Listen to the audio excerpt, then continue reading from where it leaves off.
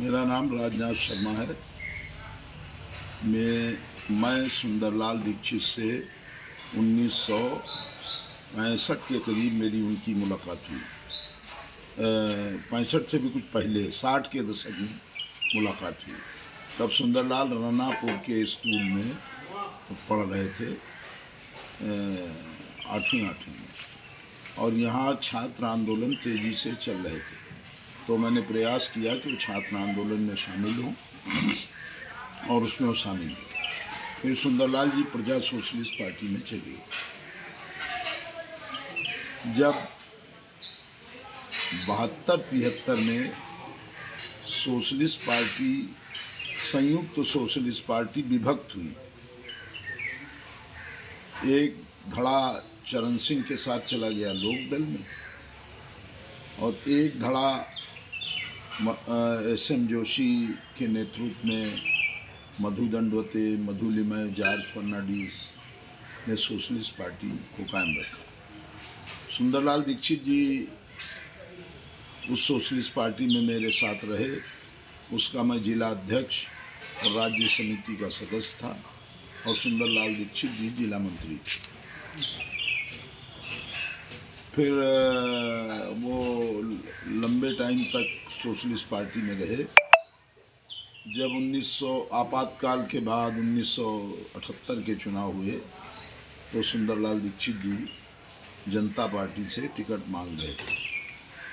उन्हें जनता पार्टी का टिकट नहीं मिला तो फिर वो निर्दलीय उम्मीदवार के रूप में हैदरगढ़ से चुनाव लड़े। उसके पहले भी वो चुनाव लड़ चुके थे। 74 का भी चुनाव लड़े थे और 67 का भी चुनाव लड़े, 67 के बाद वाला भी। तो जो ये चुनाव हुए, इसमें आपातकाल के बाद वाले 78 में, उसमें सुंदरलाल जी निर्दलीय उम्मीदवार के रूप में हैदरगढ़ से मिले। फिर लंबे समय तक वो, उसके बाद फिर वो जनता पार्टी में शामिल हो गए, क्योंकि उनके रिश्ते जॉर्ज फर्नांडिस, मधु लिमय, मधु दंडवते, एस.एम. जोशी, चंद्रशेखर, इन लोगों के साथ थे। फिर वो भारतीय जनता पार्टी में चले गए। सुंदरलाल जी मूलतः संघर्षशील व्यक्ति थे और आम आदमी की आवाज़ को लेके लड़ते थे। एक बहुत साधारण परिवार के व्यक्ति थे और उन्होंने अपना जीवन बहुत साधारण रखा। कल मैं उनकी अंतिम उसमें गया था। मेरे साथ सरवर अली खां, जो रामनगर के पूर्व विधायक थे, वो भी थे। वहाँ एक अभूतपूर्व भीड़ थी और जिस तरह से शासक वर्ग के लोगों के अंतिम संस्कार ये होते हैं, उसी तरह से वहाँ वो कार्य हो रहा है। सुंदरलाल दीक्षित एक ईमानदार, निष्ठावान और कर्तव्यपरायण व्यक्ति थे और उनका एक तरीका था, वो समझौतावादी राजनीति के आदी नहीं थे, जिससे उनके बहुत लोगों से अच्छे रिश्ते नहीं रहे।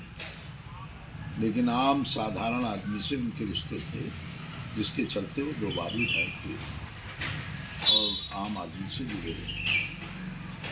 मैं अभी थोड़े दिन पहले गया था तो मैंने उनको बताया था कि ये कमरा जो है आपका, जीना होना बड़ा सकरा है यार, कहीं नीचे रहने की व्यवस्था करो, इसलिए कि तुम्हारी बहू और यहाँ चेयरमैन भी है, तो मान लीजिए कि वो आना चाहे कभी और लोग।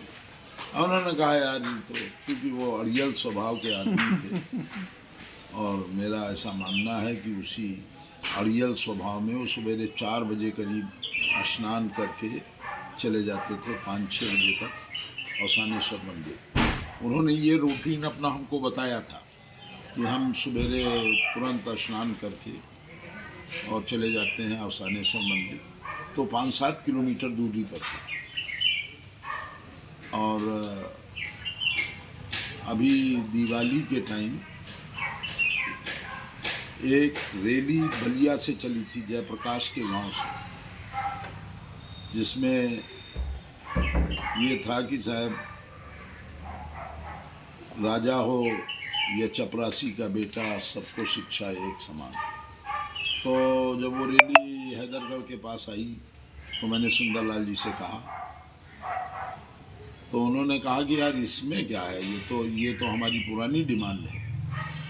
तो उन्होंने फ़ौरन डाक बंगला खुलवाया और वो जो रैली में लोग थे उनके रुकने उकने की व्यवस्था कराई और सुबह उनको विदा भी किया। तो वैसे तो वो भारतीय जनता पार्टी में थे, लेकिन वैचारिक रूप से वो समता मूलक समाज के आदी थे कि समता मूलक समाज हो और सबका साथ, सबका सहयोग उस आधार पर हो कि संतति और संपत्ति का भी पूरा बंटवारा हो, तो समान अवसर लोगों को प्राप्त हों। तो उनका एक दुखद निधन जो है, बाराबंकी जनपद की राजनीति में उनका स्थान पूर्ति बहुत मुश्किल है, क्योंकि आम आदमी जो एमएलएज हुए बाराबंकी में, उनमें थे सुंदरलाल दीक्षित। सुंदरलाल दीक्षित का कोई पारिवारिक वो नहीं था, एक बहुत साधारण परिवार से उठे और एमएलए हुए, और उसमें किसी व्यक्ति का कोई बड़ा वो नहीं रहा। उन्होंने अपने जीवन को खुद बनाया, खुद तैयार किया और फिर उसमें कुछ संघर्ष करके विधायक हुए। इसलिए हमारी तरफ से उनको श्रद्धांजलि है। इसीलिए मैं तुरंत जैसे उनकी मौत की इत्तला पता चली तो बहुत से कार्यक्रम छोड़कर हम और सरवर अली खां साहब गए, लेकिन वहाँ चूँकि जो व्यवस्था थी वो बहुत ही वो थी, आम आदमी उनकी लाश को ले जा रहा था, आम आदमी उसमें काम कर रहा था, और हम लोग चूँकि उम्र के हिसाब से उतनी देर रुक पाना संभव नहीं था, तो हम थोड़ी देर रहे और फिर चले।